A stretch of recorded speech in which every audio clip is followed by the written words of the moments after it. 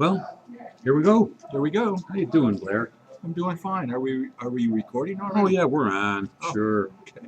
sure. We don't, you know. I never know when we're on or not. Yeah, Oh, is that the red light? That red light yeah, tell but us that's we're on? always on. So how would we know? Oh, Yeah, yeah. we need a on the air sign. That flips on when you're on the Okay. air. Well, we'll get Yolanda to hold up a sign saying on the air. Okay, we can do that. All right. This has been one of the most troubling election seasons to me because of all the negativity. And here it is. Today is the 25th, is it? Yes, it's the 12th. Today's the 25th of October. The elections are only a month away. I think it's November 29th, somebody told me. It's the first Tuesday in November. Is that true? Yeah, So when is Well, election day? it's right early in November. November 8th. Oh, November 8th. Yeah. I thought it was November 9th. No, it's soon. Oh boy. Anyway, And the liquor store will start having Sunday hours on the 6th, so you can get ready. get ready for election for day. the election on Tuesday. All right, I think we're. Anyway, the thing that I've noticed about this election, which is really only 2 weeks away, I tried to make it a joke, but nobody came over and said, no, who said it was the 29th? And I would say, I don't know one of the candidates. I heard that one of the candidates said it was the 29th. Anyway, so that's I'm sorry you have to fulfill your own joke. I know it's. I'm lost. I missed that one. Oh, Sorry. well, what are you going to do? All right. Oh, good. Anyway, the election has been really, really negative, in my opinion, and it's troubling me, and it seems to be getting worse. And I'm actually at a loss for words of what words to use to describe this election. How are you finding the election, Blair? Well, some months ago I felt as you did with the debates and then the discord among us and watching these people who are running, and I put this sign in the back of my car, and it seems to indicate to my feelings, indicate to everyone what I feel. You see, that's what You were totally I was appalled. totally appalled at what I was seeing. And now, though, I agree. yeah, it's appalling. What about now? Now I'm even more concerned about our situation, and I really don't know how to handle it. So I did come up with this sign. I took down the totally appalled sign, and I now have this sign, repugnant beyond all redemption.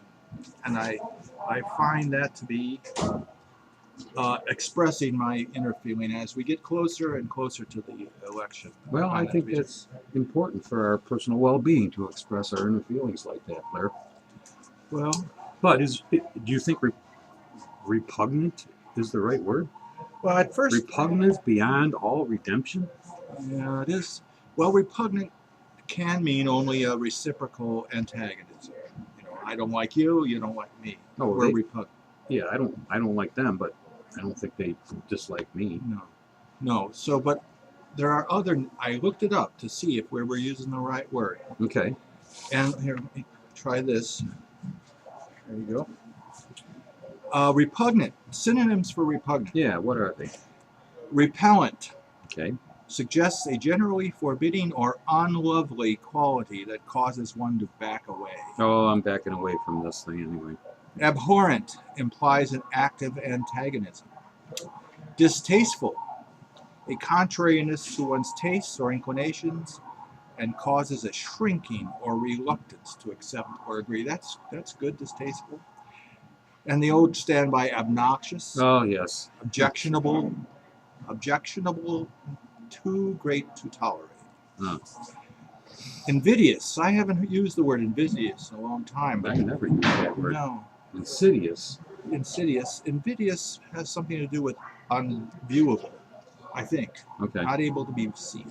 But it means what can not be used or performed without creating ill will, odium, or envy. And I looked up odium just because I didn't know quite what it was. Odium is hatred or contempt as a result of a despicable act or blameworthy situation. Okay, Blair, that clears it up for me. Those are the right words to describe this election season. But now we have a situation where many people in the country, and election is only 2 weeks away, 2 weeks from today, um, are really starting to feel apprehensive about voting. And I was wondering if you had any suggestions on how they can vote more comfortably if they like neither any of the candidates too much.